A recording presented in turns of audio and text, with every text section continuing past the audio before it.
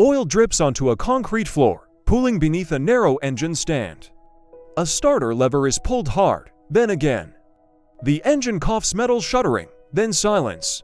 In the half-lit workshop, breath hangs in the air, mixed with fuel vapors and doubt. This machine is not meant to fail, yet failure has become routine. Every attempt to bring motion to life exposes weakness, bearings heat too quickly, timing slips by fractions that matter, parts borrowed from aircraft thinking lightweight, precise refuse to behave on the ground. What worked in the air now rattles under its own weight. Each adjustment risks breaking something that cannot easily be replaced. Money thins, patience thins faster. The pressure is not only mechanical.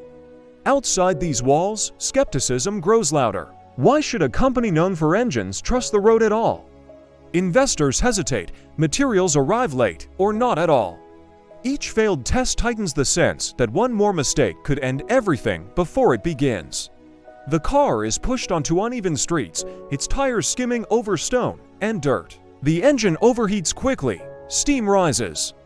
A decision is made: keep going. Stopping would mean admitting the doubts were right. The machine vibrates violently, bolts loosening under stress, but it moves. Not smoothly, not confidently, but under its own power.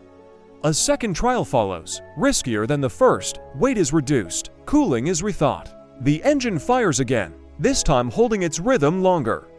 Corners are taken cautiously, every sound is listened to like a warning. When the car completes its run, there is no cheer, only silence, broken by cooling metal ticking back into stillness.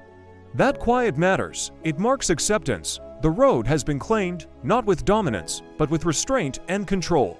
From this moment, motion becomes disciplined rather than desperate. The machine does not conquer the landscape, it learns to belong to it.